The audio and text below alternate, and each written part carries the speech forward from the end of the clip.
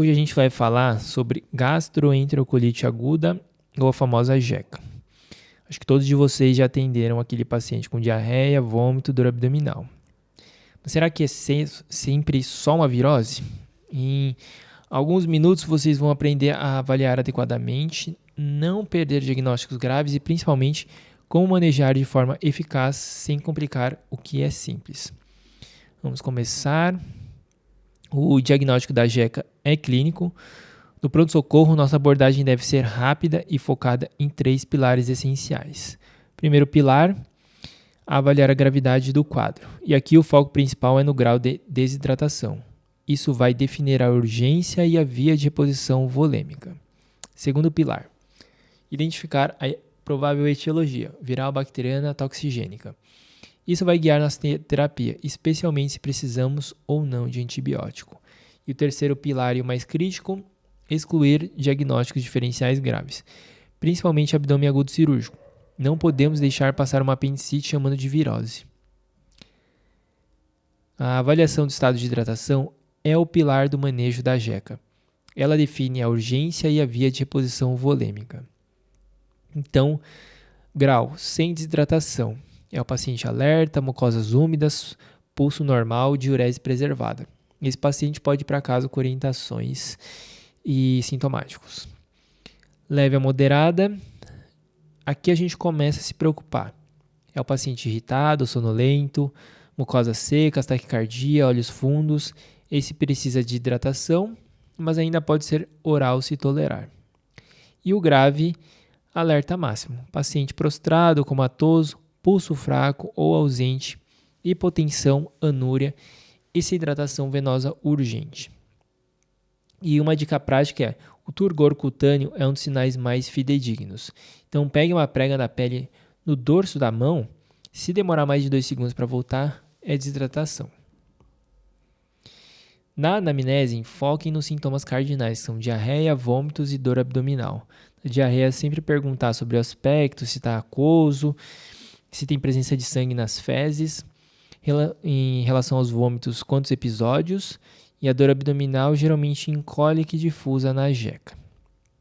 Investiguem fatores de riscos como viagens recentes, consumo de alimentos suspeitos como ovos crus, frutos do mar, contato com doentes. E sempre perguntem sobre o uso recente de antibiótico pensando no Clostridium difficile. E agora vamos aos sinais de alarme que gritam isso não é jeca simples. Então, desidratação grave, com hipotensão e alteração de consciência.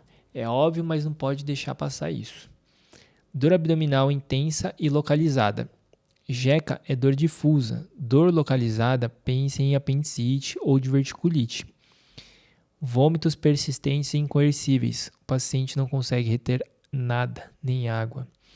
Disenteria com febre alta. Diarreia com sangue mais febre maior que 38,5 sugere patógeno invasivo. E pacientes de risco, como os imunossuprimidos, idosos, gestantes, merecem atenção redobrada. No exame físico, sejam sistemáticos, mas focados. Então, avaliação geral, nível de consciência, sinais vitais e principalmente sinais clínicos de desidratação. Mucosas, turgor cutâneo e enchimento capilar. Exame de abdômen, auscultar os ruídos, geralmente estão aumentados. Palpem procurando dor, então difusa na jeca versus localizado em outras patologias. E o mais importante, pesquisem sinais de irritação peritoneal.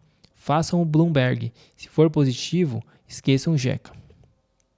E gravem esse ponto de atenção. A combinação de febre alta, taquicardia desproporcional, hipotensão e peritonite aponta para sepse de foco abdominal ou abdômen agudo cirúrgico e não para jeca não complicada.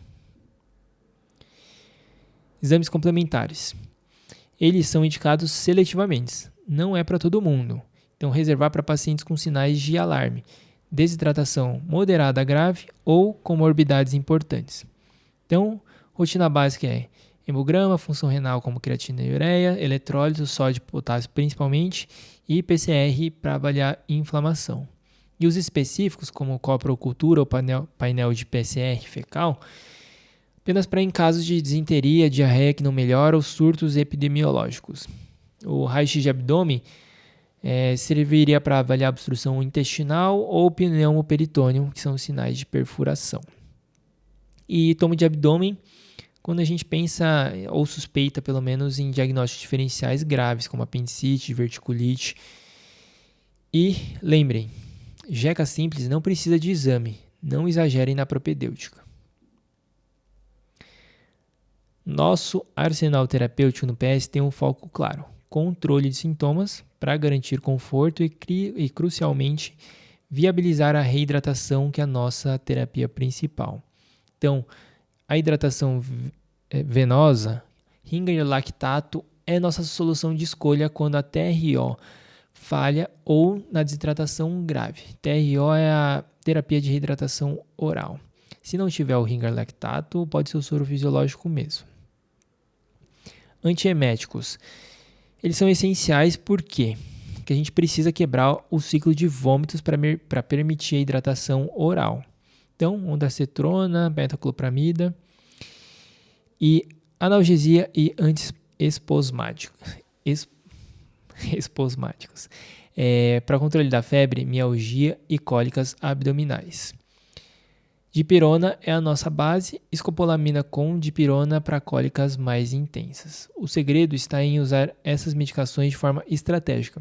Não é só para alívio, é para viabilização da reidratação, que é o tratamento definitivo. Então, aqui é um exemplo prático: um paciente de 65 quilos, afebril, hemodinamicamente estável, tolerando líquidos. Então, liberar uma dieta leve, sem gorduras, lactose ou condimentos, mas apenas após boa aceitação da TRO. Não adianta liberar a dieta se o paciente está vomitando tudo. Soro de reidratação oral, oferecer de 50 a 100 ml a cada 30 minutos. Hidratação fracionada é fundamental. Acesso venoso, manter salinizados se funcionaram para medicações.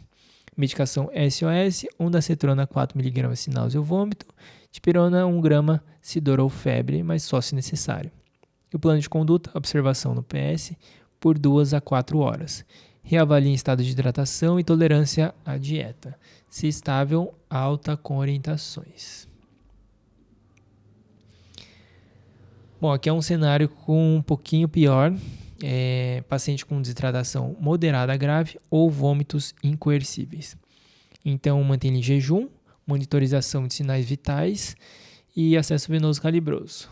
Ringer lactato 500 ml, infusão rápida em 30 a 60 minutos, podendo fazer até 1 litro se necessário. Depois reavalie.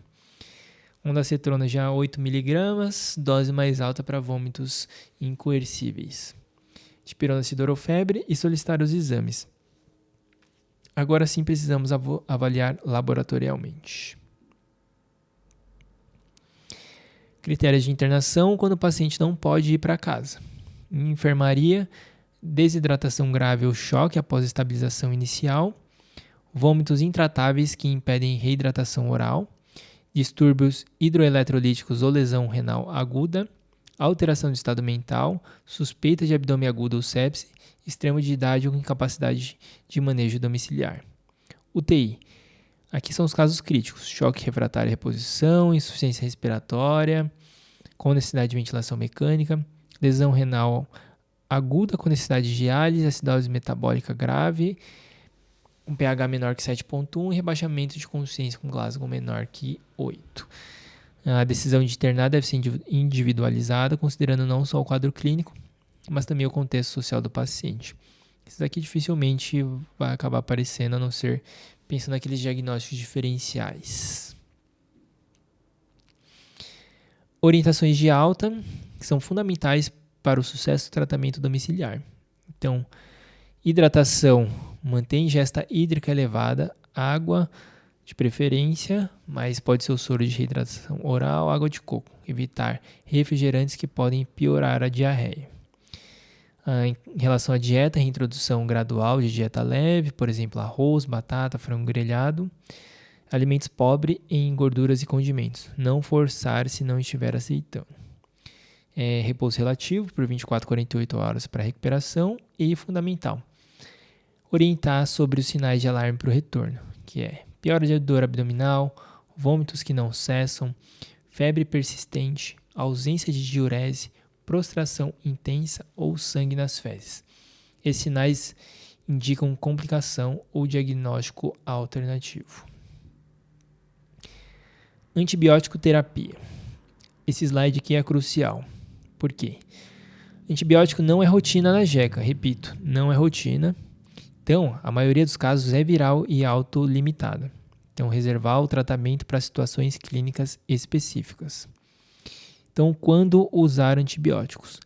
Disenteria febril, diarreia com sangue ou muco e febre maior que 38,5, sugerindo patógeno invasivo como Shigella ou Salmonella. Diarreia do viajante grave, quando quadros incapacitantes com alta frequência de evacuações. Pacientes de alto risco, imunossuprimidos, idosos frágeis com quadro severo. Suspeita de cólera em áreas endêmicas, diarreia aquosa profusa. Então, alguns esquemas empíricos. Primeira escolha, cipro, de 12 em 12 por 3 a 5 dias. Uma alternativa seria azitromicina, 500mg, uma vez ao dia por 3 dias. Clostridium difficile, uma opção seria a vancomicina. Uma outra mais comum seria o metronidazol, mas precisa ser uso via oral, tá? Intravenoso, nesses casos, não adianta. E gravem isto. Evitem antidiarreicos, tá? Como loperamida. Porque assim, se esse paciente tiver disenteria febril, você fazer o bloqueio da motilidade pode agravar a infecção e precipitar um megacólon tóxico. Então, sugestão de receita de alta. Item 1, sais de hidratação oral, diluir um envelope em 1 litro de água e tomar 200 ml após a cada evacuação ou vômitos, que esse é a base do tratamento domiciliar. Sintomáticos como dipirona para dor ou febre, remédio para enjoo, e esse aqui é um antidiarreico, tá? O nome da substância, o mais comum é encontrar o tiorfan. Então, ele é mais seguro que o loperamida, tá? E assim, antibióticos e probióticos são prescritos apenas em situações específicas. Então, assim, não sai dano automático para todos. E para finalizar, 4 mensagens cruciais que vocês precisam gravar sobre jeca. Então, a primeira mensagem é: pilar do manejo é avaliar e corrigir a desidratação. Então, a TRO, que é a terapia de reidratação oral, é sempre a primeira opção quando viável. Hidratação salva vidas. Segunda mensagem é: sempre investiguem sinais de alarme. Dor localizada, febre alta persistente e peritonite não são jeca. Pode ser apendicite, diverticulite. Não deixem passar. Terceira mensagem: tratamento é na maioria das vezes de suporte. Usem antieméticos e analgésicos de forma eficaz para facilitar a reidratação. O resto o organismo resolve. Quarta mensagem: antibióticos são exceção, não a regra. Então, reservar para casos de disenteria febril ou suspeitas específicas. A maioria é viral e se resolve sozinho.